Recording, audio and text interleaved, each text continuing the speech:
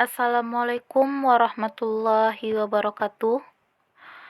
Perkenalkan, saya Sinta Huliskia, NIM 2010551006 dari kelas Manajemen 2. Di sini saya akan membahas tentang strategi promosi.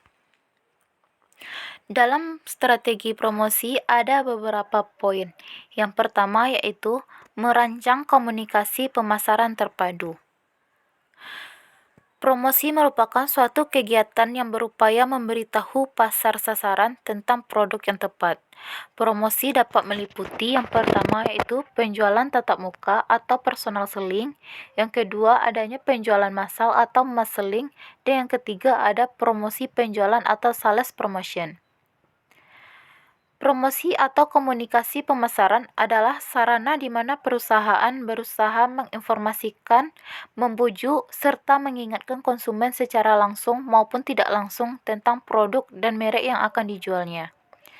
Jadi intinya, promosi merupakan mempresentasikan suara perusahaan dan mereknya serta merupakan sarana di mana suatu perusahaan dapat membuat dialog dan membangun hubungan yang baik dengan konsumen. Selanjutnya, saya akan membahas tentang tujuan. Menurut Kotler dan Armstrong, tujuan promosi adalah yang pertama yaitu mendorong pembelian pelanggan jangka pendek atau meningkatkan hubungan pelanggan jangka panjang. Yang kedua, mendorong pengecer menjual barang baru dan menyediakan lebih banyak persediaan atau menstok barang. Yang ketiga, mengiklankan produk perusahaan dan memberikan ruang gerak yang lebih banyak. Mengiklankan produk perusahaan dapat berupa seperti kita mempromosikan produk-produk yang ada pada perusahaan kita kepada masyarakat banyak. Selanjutnya yaitu untuk tenaga penjualan, berguna untuk mendapatkan lebih banyak dukungan tenaga penjualan bagi produk lama atau baru, dan mendorong wira niaga mendapatkan pelanggan baru. Selanjutnya ada bauran promosi. Dalam bauran promosi ada beberapa poin yang dapat kita bahas, yaitu yang pertama ada iklan. Perusahaan membayar agen iklan untuk menyampaikan pesan tentang dirinya atau penawaran di media. Periklanan bersifat dan pribadi karena pesan dapat menjangkau banyak orang tanpa harus berkomunikasi langsung dengan mereka. Ada berbagai media iklan, yang pertama termasuk televisi, majalah, koran, baliho, online, dan radio. Yang kedua ada promosi penjualan. Tujuannya adalah mendorong pelanggan untuk membeli sekarang daripada nanti. Untuk melakukannya, perusahaan dapat mengkombinasikan teknik seperti tampilan titik penjualan, hadiah gratis, sampel, kupon, atau beli satu gratis satu. Dengan menggunakan promosi penjualan ini, kita dapat menarik minat masyarakat ataupun pelanggan untuk membeli barang atau produk yang telah kita promosikan tersebut. Dengan memberikan iming-iming atau hadiah seperti beli satu gratis satu. Selanjutnya ada penjualan pribadi atau personal selling. Perusahaan menggunakan komunikasi tatap muka. Mereka mempekerjakan tenaga penjualan untuk melakukan kontak langsung dengan pelanggan. Seperti contohnya yaitu promosi rokok. Produk rokok menggunakan SPG untuk promosinya. SPG tersebut datang kepada masyarakat banyak untuk mempromosikan produk rokok tersebut. Selanjutnya ada pemasaran langsung. Perusahaan melakukan kontak dengan konsumen perorangan dengan menggunakan taktik seperti milestone. Selanjutnya ada hubungan masyarakat. Perusahaan membangun relasi baik dengan publik untuk mendapatkan opini dan persepsi yang positif. Perusahaan dapat memanfaatkan berbagai saluran seperti konferensi pers dan siaran pers. Selanjutnya ada sponsorship. Perusahaan memberikan dukungan atau sumber daya untuk mensponsori aktivitas atau acara seperti kegiatan olahraga.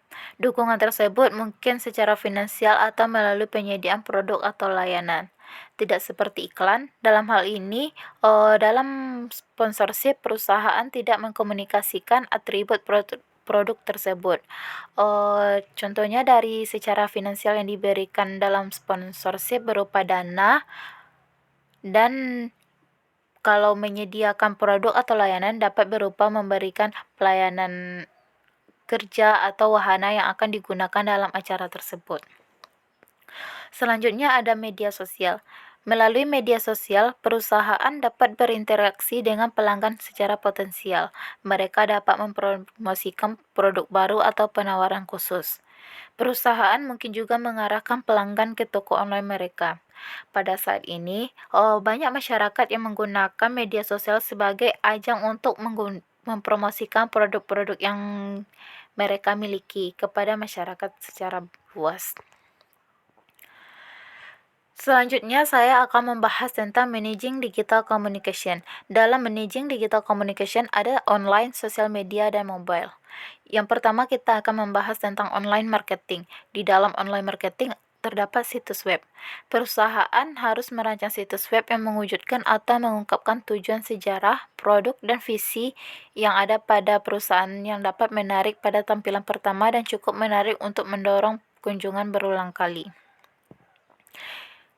Yang kedua akan membahas tentang media sosial. Media sosial mungkin pemasar untuk membentuk suara publik dan kehadiran secara online. Mereka dapat secara efektif memperkuat kegiatan komunikasi lainnya. Karena kedekatan sehari-hari, mereka dapat mendorong perusahaan untuk tetap inovatif dan relevan.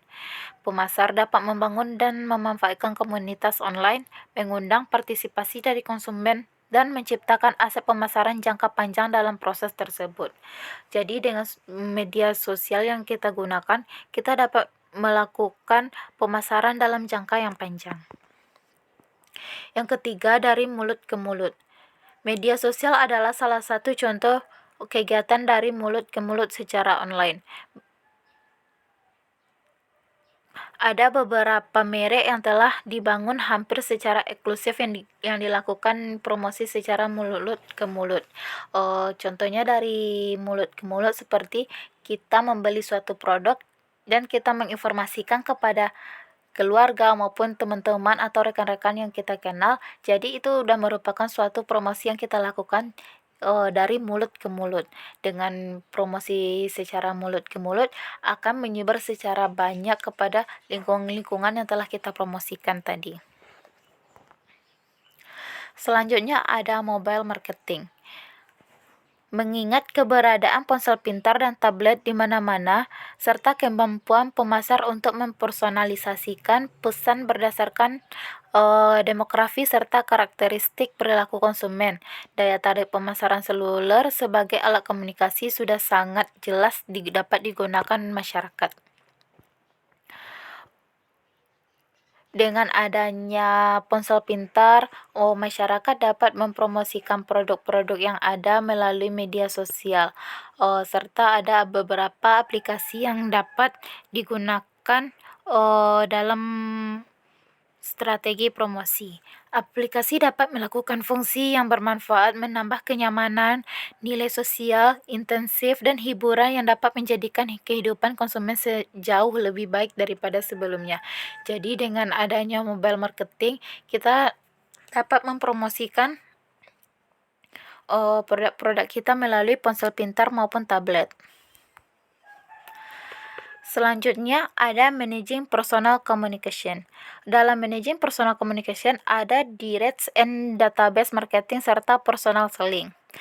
Di sini saya akan membahas yang pertama yaitu tentang pemasaran langsung atau direct marketing.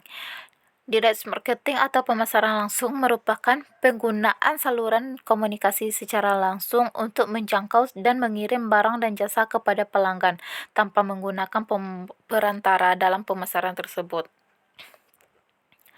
Pemasar langsung dapat menggunakan sejumlah saluran untuk menjangkau prospek individu dan pelanggan. Dapat menggunakan surat langsung, pemasaran katalog, pemasaran jarak jauh, TV interaktif, kios, situs web, dan perangkat seluler. Dengan begitu, mereka saling mencari respon terukur, biasanya pesanan pelanggan. Selanjutnya akan membahas tentang manfaat direct marketing bagi konsumen secara produk eceran.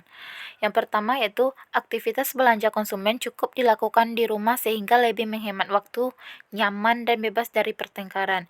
Dengan menggunakan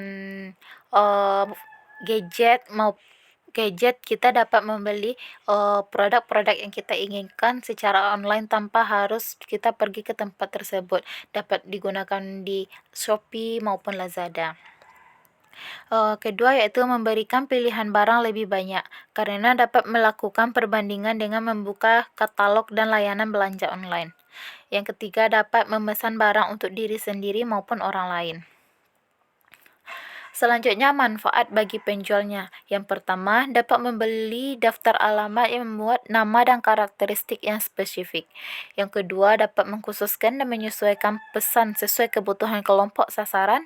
Yang ketiga, dapat pemasaran tu langsung dapat diatur agar dapat menjangkau calon pembeli pada saat yang tepat. Selanjutnya yaitu bahan informasi pemasaran langsung memiliki keterbacaan yang tinggi karena bahan tersebut dikirim pada calon pembeli yang jelas-jelas tengah berminat pada produk tersebut. Yang keenam, memungkinkan pengujian media dan pesan alternatif untuk mencari metode pencapaian tujuan yang paling efektif dalam segi biaya. Dalam segi biaya itu dapat kita, kalau secara online kita dapat membayarnya secara transfer maupun COD. Selanjutnya, membuat tawaran dan strategi yang sulit dilihat oleh pesaing. Dan yang terakhir, dapat mengukur tangkapan atas kampanye mereka untuk memutuskan kampanye mana yang paling menguntungkan. Selanjutnya, saya akan membahas tentang database pelanggan dan pemasaran basis data.